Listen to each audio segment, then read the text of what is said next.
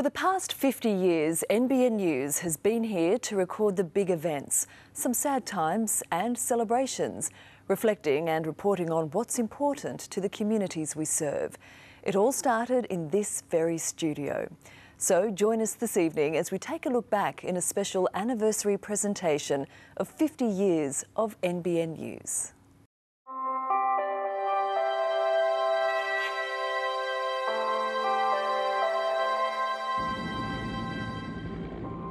She lies, broken-backed, beyond all hope of salvage.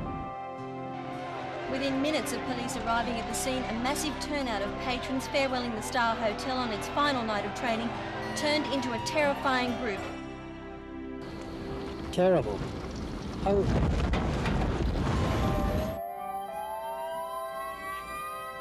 I just watched it just come straight in with waves crashing over the side of it.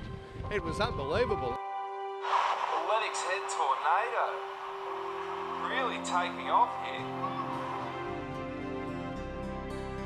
And they just said, get out, it's just coming, it's horrendous. I don't know how the guys done it, but there's two guys went up between those houses on a line of hose and they've stopped the fire from going in. For 50 years, a veritable army of NBN News reporters, cameramen and newsreaders has brought the significant events both locally and internationally to the living room. It all started in 1962, a time of rapid social change and development. Industry was booming, popular culture was being redefined, and NBN television was taking shape, recording the way we worked and played and what was important to us. This could be one of the most vital kicks ever for South. There it is. It's long, it's high, and it's there! And on the bell, Souths have snatched victory from West 13 to 11.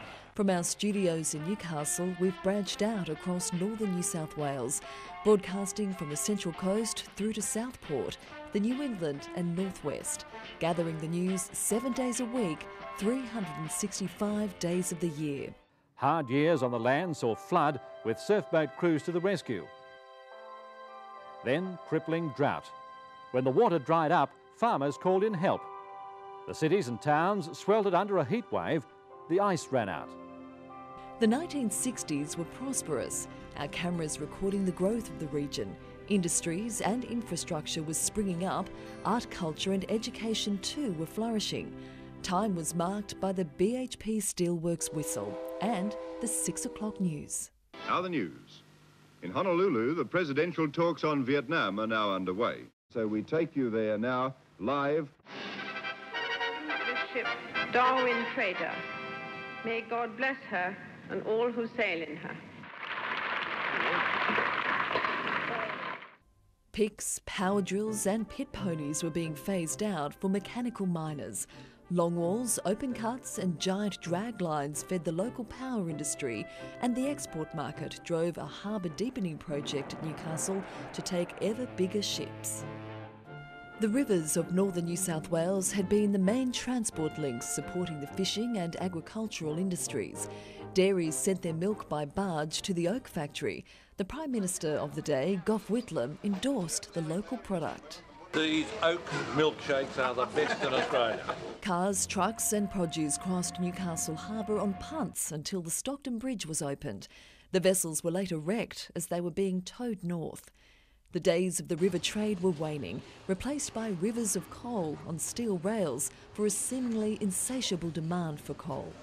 It's going to be a time of tremendous change. The chances are that by the end of the 80s, we'll hardly recognise our valley or the way of life of its people.